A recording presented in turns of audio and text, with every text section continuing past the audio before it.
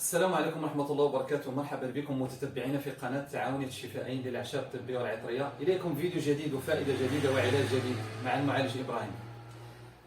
نظرا للنزلات اللي كاينين ديال البرد في هذا الوقت هذا اللي هو شهر 12 حتى شهر 3 كيكونوا يعني معظم العائلات او معظم الدراري الصغار او الناس بزاف كيكونوا مرض بالنزلات ديال البرد، اما يعني الصداع في الراس او الكحه المفرطه يعني السعال او مشاكل في الجهاز التنفسي ضيق التنفس او يعني الابسوريازيس يعني نزلات يعني اللي كيكون عنده مشاكل في الجيوب الانفيه. وصفه يعني سهله الحمد لله، ولكن ما شاء الله يعني كتعطي واحد المفعول جيد جدا للجسم، خصوصا الامراض ديال البرد وما يتعلق بالمشاكل ديال الجهاز التنفسي.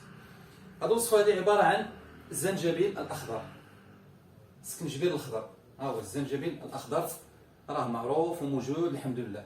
كتاخذوا هذا الزنجبيل هذا، اما كطحنوه بشي طريقه يعني يتعصر مزيان، طحنوه تقدروا تزيدوا معاه واحد شويه ديال الماء باش يتعصر مزيان يتعصر، او لا ديروا في اله خاصه بداك الاله اللي كتعصر يعني الفواكه منهم هذا الزنجبيل هذا. باش كتخرج داك السائل كتصفيه وكيبقى لك السائل بوحدو، السائل ديال الزنجبيل ما تزيد عليه والو. هذا السائل ديال الزنجبيل كتاخذو وكتضيف عليه مثلا الا كان عندك 100 مليلتر ديال هذا الزنجبيل هذا خالص، يعني الزنجبيل بوحدو 100 مليلتر، كتضيف ليه تقريبا ربع كيلو ديال العسل. ربع كيلو ديال العسل كتشد ربع كيلو ديال العسل كديرو في اناء وكتضيف عليه هذا الزنجبيل هذا وتخلطو ديرو في حمام مريم، يعني حمام ساخن شويه، وتحركو مزيان حتى تحس به على انه تخلط، يعني داك العسل تخلط مع داك الزنجبيل، وكتضيف عليه الزيت الاساسي ديال الكاليبتوس وديال فليو او الكاليبتوس والخزامه.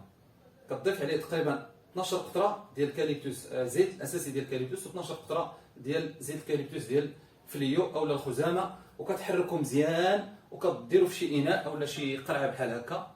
هذا هو السيرو، كديروا في شي قرعه وكتسد عليه وتخليه 24 ساعه، ولا بغيتي تستعملو كتحركو مزيان وكتحلو ان شاء الله تعالى. راه وصفه جميله جدا. ها هو بحال هكا، هو هذا هو الزنجبيل، هو هذا يعني كيكون عباره عن سائل بالعسل والزنجبيل، هو هذا بحال الشكل ديال السيرو، ولكن تبارك الله يعني ما شاء الله يعني كيعطي واحد الحروريه، وفي نفس الوقت كتحس على انك تشرب الدواء لله الحمد، خصوصا الجهاز التنفسي. حنا نتكلم عن الامراض ديال الجهاز التنفسي فقط.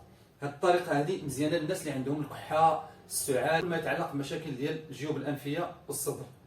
هذه الوصفه هذه الحمد لله وصفه طبيعيه 100%، وعطوها لولادكم ونتمنى تكونوا استفدتوا معنا. الى لقاء اخر وفيديو جديد، والسلام عليكم ورحمه الله.